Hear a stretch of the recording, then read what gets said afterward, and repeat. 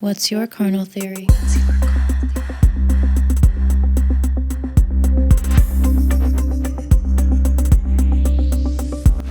Hello everyone, I'm Abba. And I'm Amanda. And today on Carnal Theory, we're sitting down with Rafaella Fiallo, a therapist and educator who specializes in sex and trauma therapy. Her work centers around pleasure, politics, liberation psychology, somatics, and cognitive therapy. She's also the founder of Healing Exchange LLC and the co-founder of Afrosexology, which I really hope to dive more into. Hi, welcome. Thank you for being here. I'm really glad that we're getting to talk at long last. Yeah, I'm really excited for this conversation. So I'm going to love the space that you create with other guests. I'm really excited. So thank you so much for having me. So let's start with a few definitions. What do you define healing work as versus pleasure work? Because if healing work is pleasure work, how might we see both of these terms in a more specific sense, or maybe just broader sense? Mm-hmm. So when I think of healing, one, it's forever, right? Mm-hmm. There's no point of arrival where you're like, oh, I've done all the things.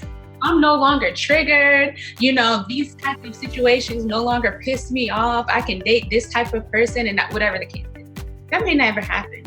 Right. So I think of healing as being in tune and in touch with some of these experiences, some of these bodily responses, and then being able to address it and respond to it in a way that feels good to you, that isn't completely destabilizing, that isn't completely dysregulating and unnerving, but even recognizing and being gracious with yourself that if it does still happen from time to time, that too is okay. So I look at healing as developing another concept of being, as opposed to feeling like, something is inherently wrong because I've had this experience. Yeah. And then from there, once you have more tools to try to address these situations, then we can kind of look at how the impact can be minimized. But I think just changing that relationship to that experience is really, really important in the healing journey. And then pleasure, we can look at pleasure in so many different ways. Everything we talk about, of course, is, what feels good to your skin, to the senses you have access to the senses you find the most pleasure in, right? So for me, my sense of smell can be just, because my allergies can be not apparent, or it can be so hypersensitive that I'm just like, what is happening? I'm not enjoying this, right? So I tend to really find solace in sound. I love music. I love nature. Taste. I love to cook. I love to eat, right?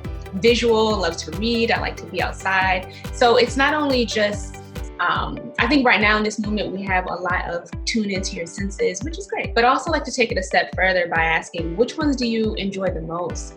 Which ones may be difficult for you and why? Is that an area you want to unpack? And so kind of taking it slow like that, but also looking at the different core components of self-care. You're looking at social, psychological, physical, financial, sexual, all those different things, and finding the pleasurable aspects in them. So that way you can prioritize it in a way that you have it more.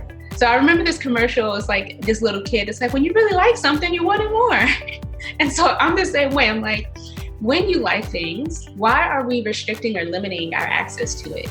Where is this philosophy or ideology that we have to earn it, that we have to do a certain amount of things before we can say that it's ours or that we can attain it? So I'm definitely of the mindset that you deserve pleasure because you are in this world. I really love that you said, because I created meaning out of it. Yes. We were talking about stirring up the bathtub.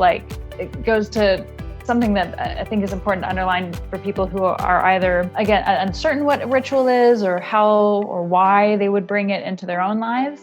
We give meaning to a lot of things all the time. We give meaning to these things called dollar bills.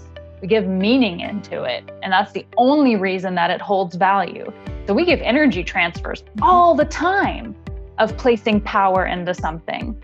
So why not place power into something that you can directly get the benefits back from it? So yes, speaking the affirmations into the water, there's viewpoints that water holds feelings and thoughts. And when you speak or feel and energies into it, that it holds it and will keep it inside of it. And if you drink it, you're putting those affirmations into you. And are there rituals that people can do to tap into self-esteem and self-care to be able to work through things? Well, first with self-care, sexual self-care, I think we just need to expound on it a little bit more, because so often, like when I'm working with clients and I just ask them like, what's your sexual self-care? They're like, I need to have more sex. I need to masturbate more. I'm like, that's great. That's your goal. I can work with that.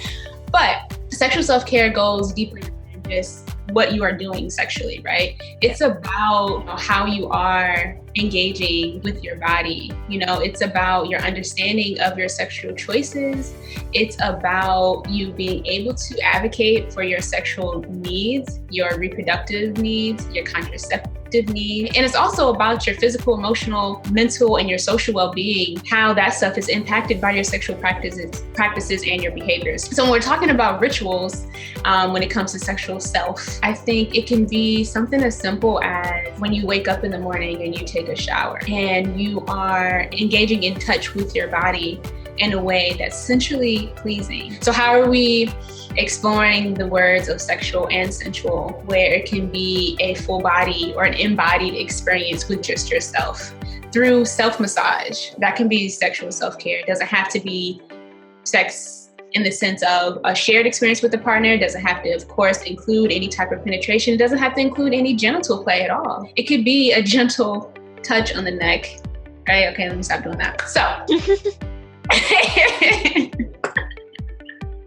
Do what you're feeling.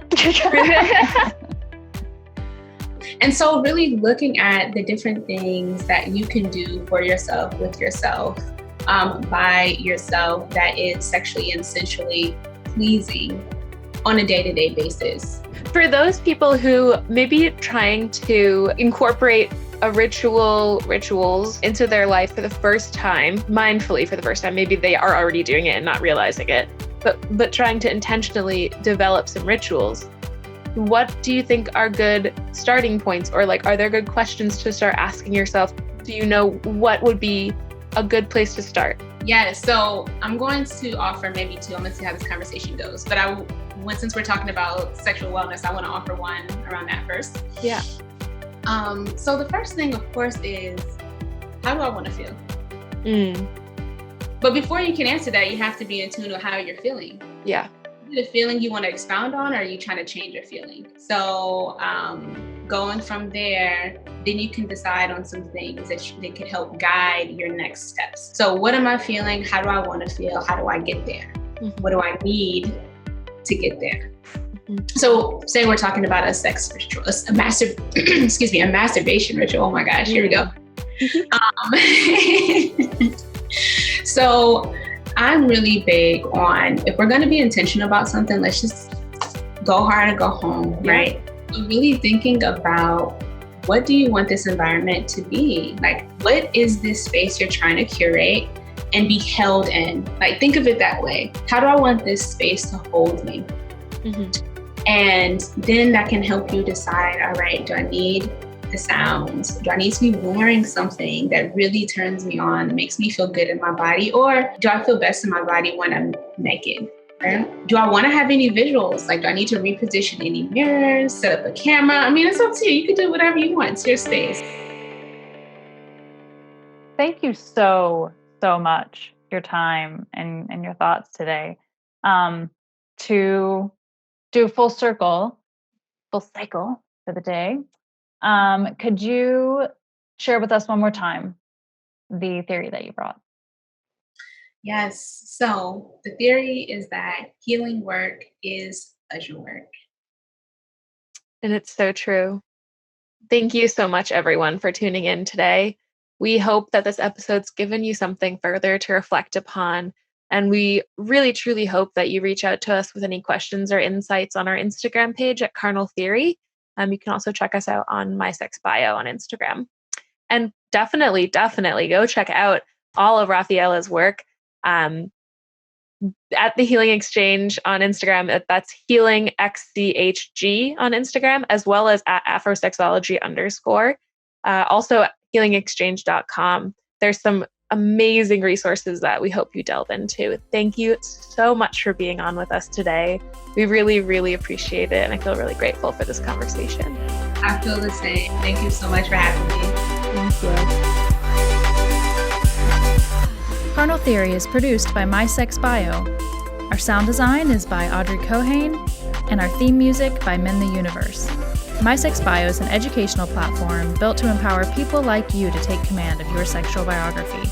Follow us on Instagram, Twitter, Facebook, LinkedIn, TikTok, YouTube, and Spotify at My Sex Bio. Visit our website and join our e-letter at mysexbio.org and support our work by joining our Patreon. Thank you.